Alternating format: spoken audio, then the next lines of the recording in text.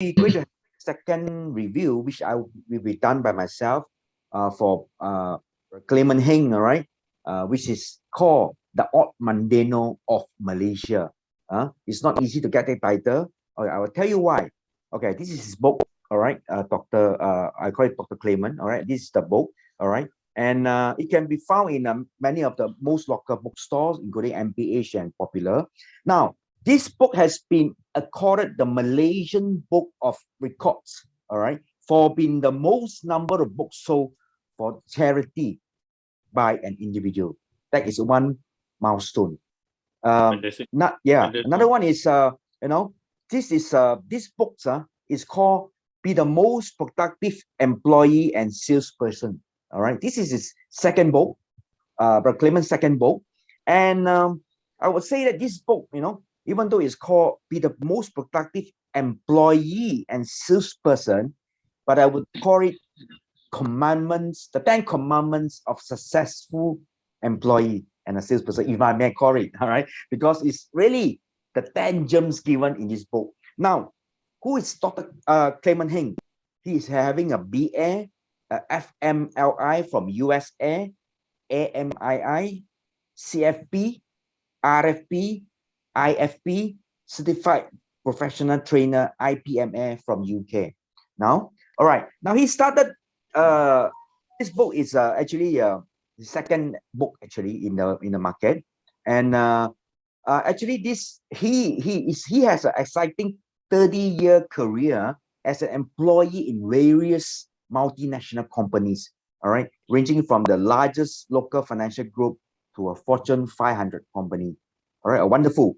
And one amazing facts about this book is that he has what do you call that, in his career as a salesperson. I think it's a very timely.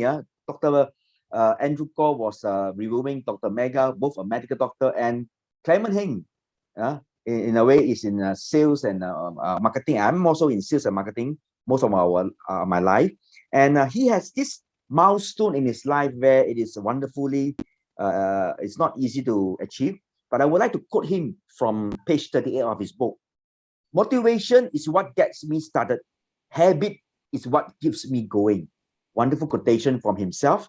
And in his career, that span of 30 years, and now from the time of from a largest local financial group to a Fortune 500 company. Now, he climbed his way up to corporate ladder and had the privilege to report directly to the CEO in his mid-30s. All right. And he continued his career as vice president in 1995 and so on and so forth. But I'm not going to give him the biodata for so long, but I'm going to give you the gist of his books. All right.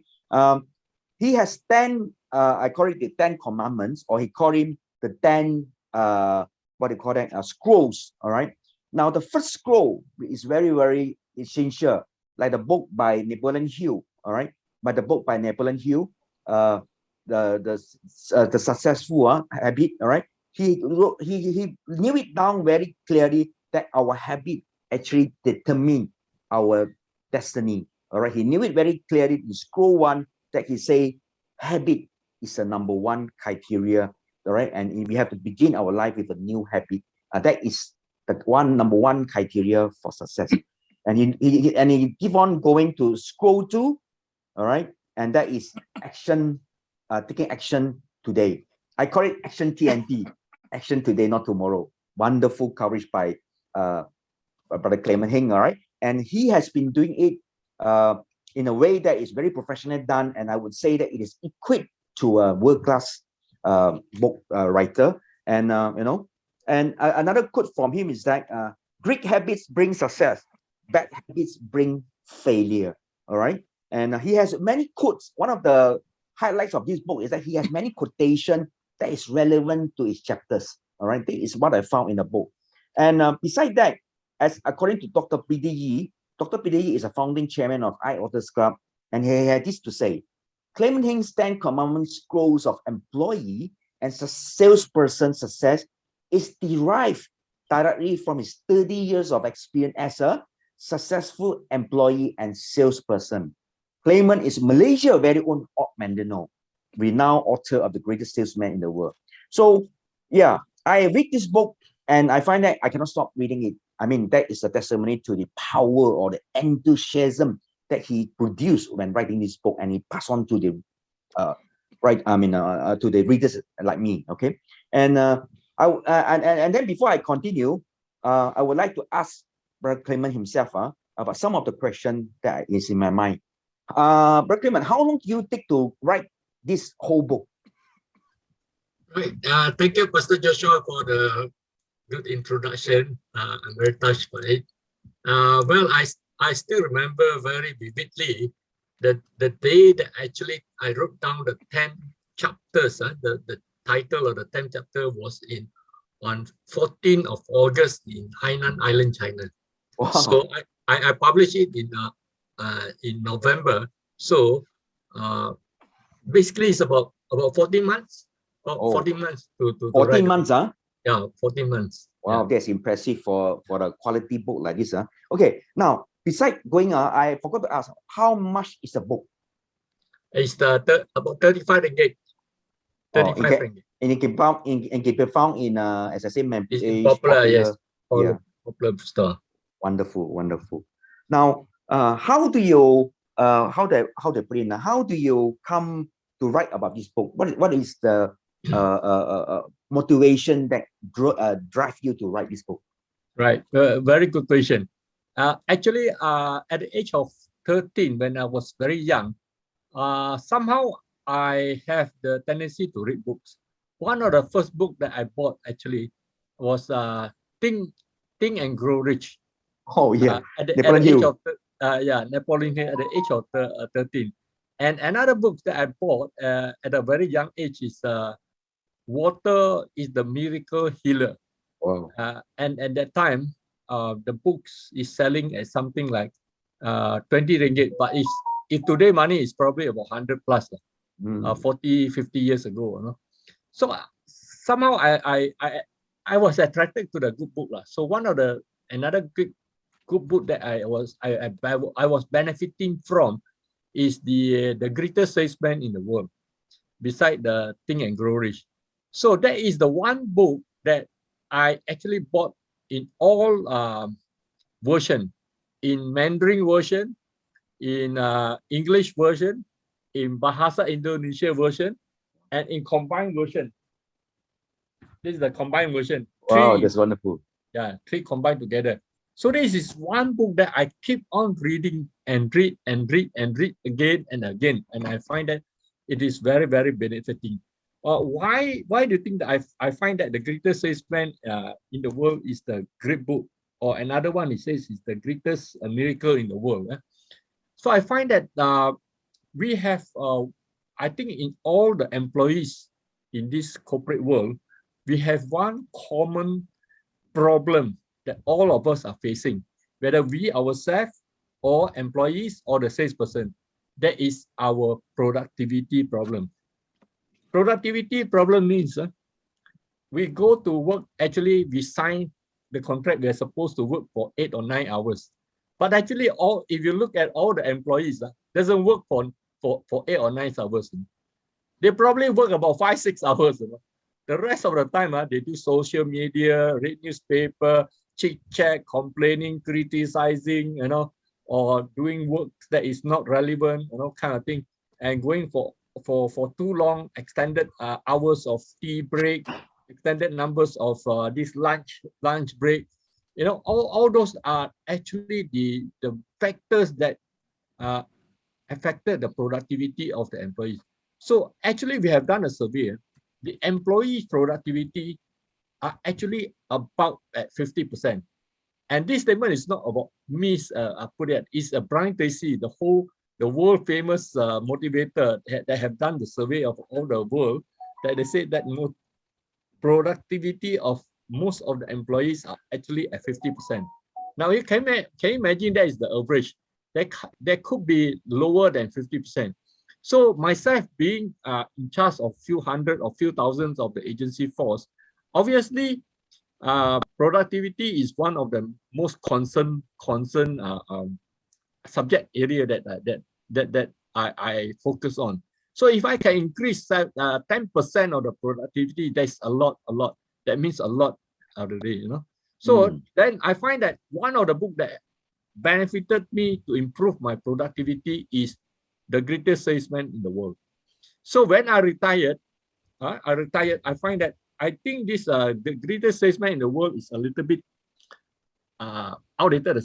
It was about 50 or 60 years ago.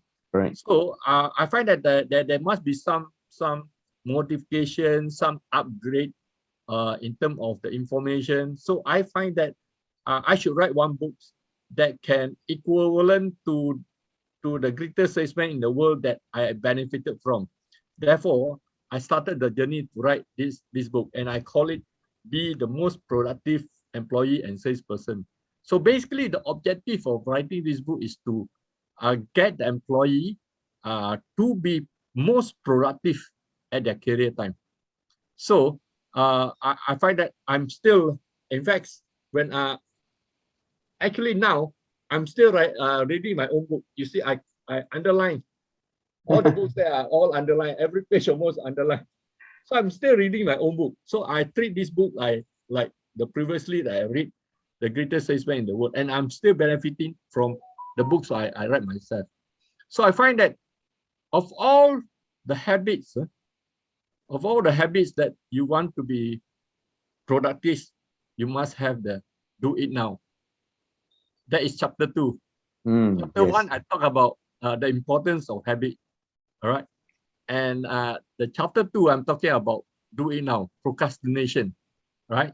So if we can just program ourselves, just one habit itself, do it now without procrastination, I think our productivity will increase very, very high and very tremendously. I give you an example.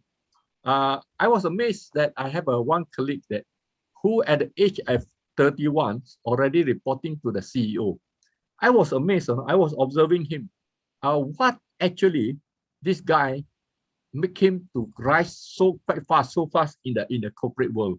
And I found that it's not because of he's taking more action than other people, but he's taking a very fast action, very fast.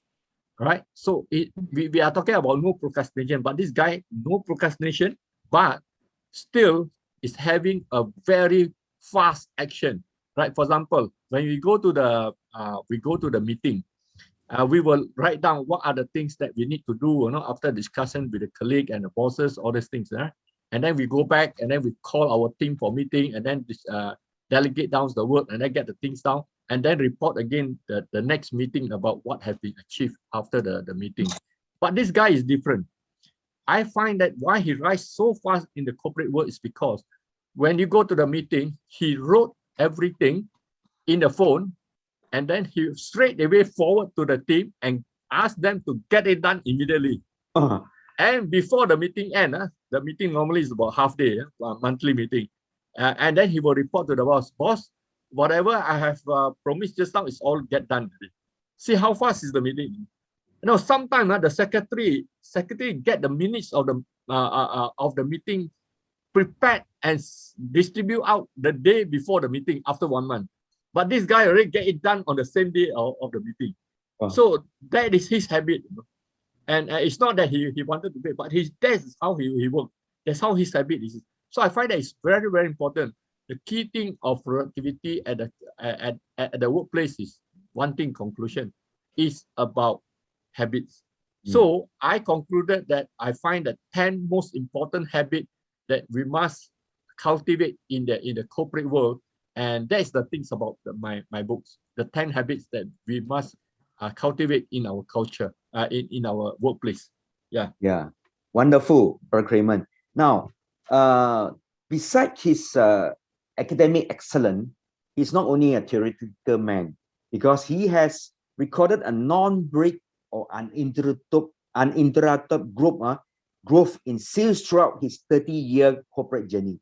Even during the extremely difficult periods of 3 major economic downturns and financial crisis in 1986, 1997, and 2008.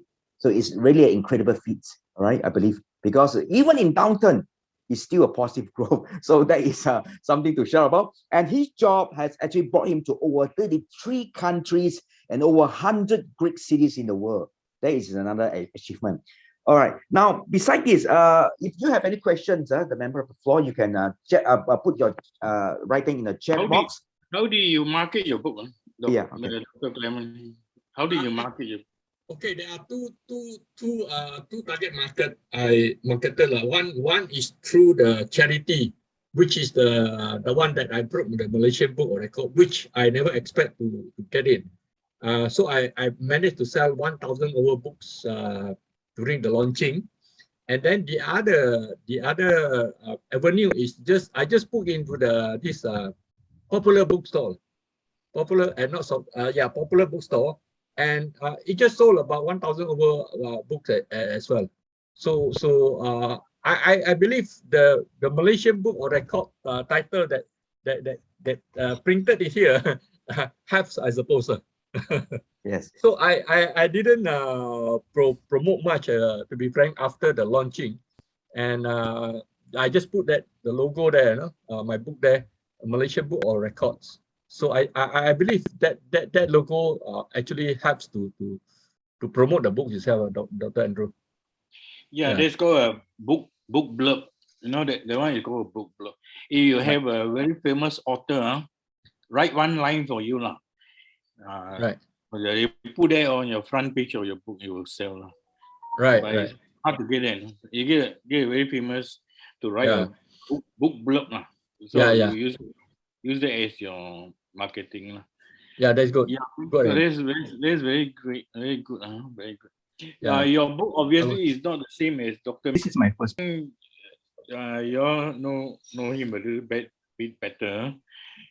His book is there, out there. You want to buy, you contact him through the WhatsApp. I pass the time back to Chairman, Pastor Joshua. Okay, thank you, Dr. Ko. All right, let us continue our chatting. Clement. Yeah, okay. What is the moment in your writing this book? The hardest obstacles or the major challenges that you face while writing this book? Well, I think I have I have the idea of what I wanted to write, and that's the reason why when the inspiration is so strong from the God, inspired me to write down the topics that I want to write in Hainan Island there. Actually, is while we were traveling in the bus, so everybody was sleeping there. I wrote down all the 10 chapter that I title of the 10 chapter that I want to write. So obviously that was already in the mind, and also inspiration from the God. But the biggest challenge that I wrote halfway. I spent a lot of time writing one of the chapter, and later on I find that, well, I think I need to add, replace the chapter with another chapter. So I actually throw away, totally throw away, and replace with one new chapter there. So that is one of the biggest challenge of thinking whether to put it in the book. No, it will make the book thicker, but I decided that I will limit that into the 10 chapter. Yeah. But of course, as Dr. Megan said, actually, we all human beings, we have the common weakness. The procrastination is all in ourselves. Yeah, chapter 2 come in.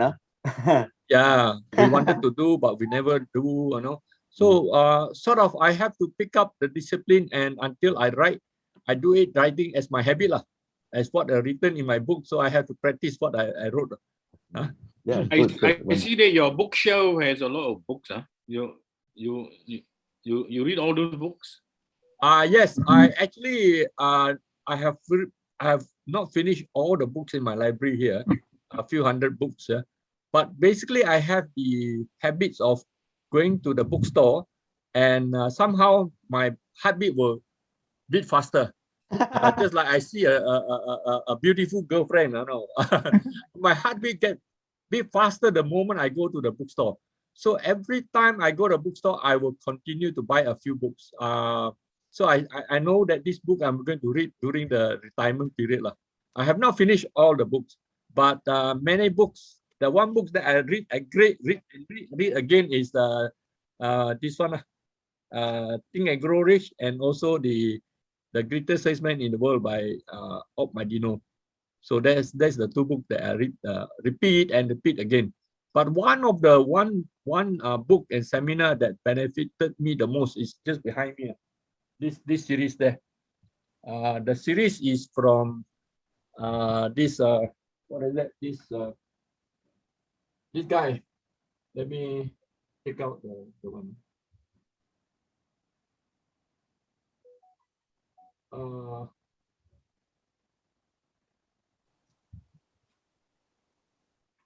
Where is the book? But anyway, that book's about marketing. It's about marketing. The seminar that I went through.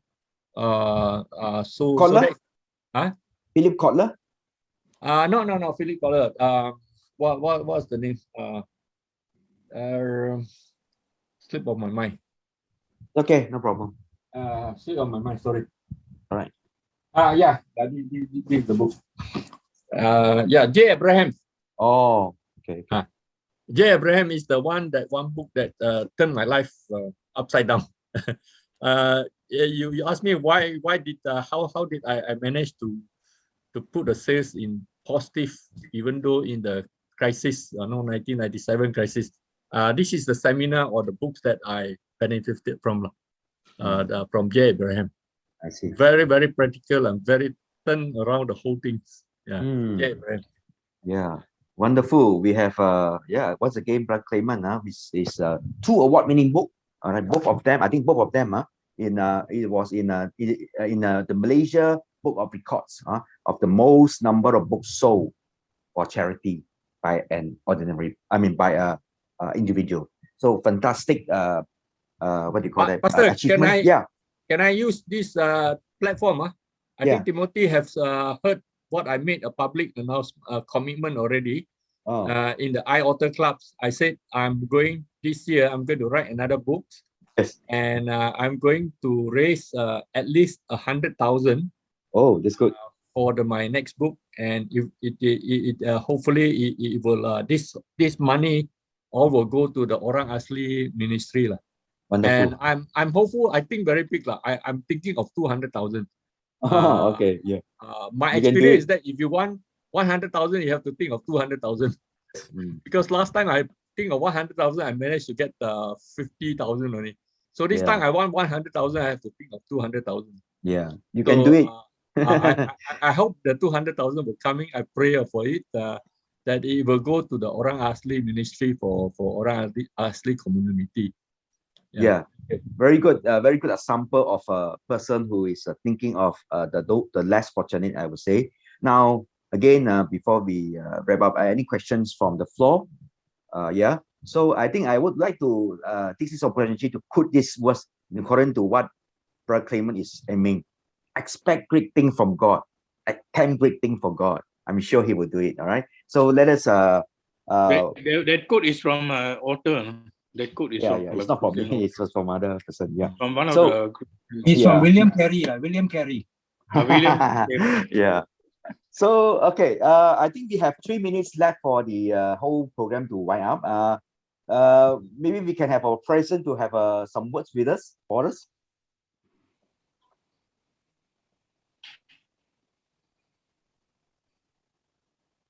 Dr. Timothy? Sorry, what do you say? What do you say? Maybe Dr. Timothy can say some final words for us. If there's no question from the floor. No sound. Can you hear me now? Yeah. Yes. Can you hear me now? Yeah. I want to thank everyone for attending and for the many more who will be viewing on YouTube and that I hope you have been encouraged. We see the lives of ordinary people who just decide to take up a pen and they start writing. And we hope that there will be more of you who are inspired to write, and we're encouraged to see that the first book authors become multiple book authors, as we hear Dr. Menga is going on to his second book. We hope next week to hear probably about Chris Pichamutu's book or maybe Dr. Teo's book, A Daily Rise, Your Daily Rise, or maybe Pastor Joshua's book. We will see how it goes. So thank you all very much. And may you all continue to prosper in all that you do, even as your health and your soul prospers. Back to you, Pastor Joshua. Yeah, thank you very much for these closing remarks from Dr. Timothy. And we would like to say thank you for those of you at the panel of discussion, Brother Clement, Dr. Mega, Dr. Andrew, and all the guests of who are present today. We would like to thank you for all. And until we see you again next time. God bless you. Bye-bye. Thank you. Bye-bye. Bye.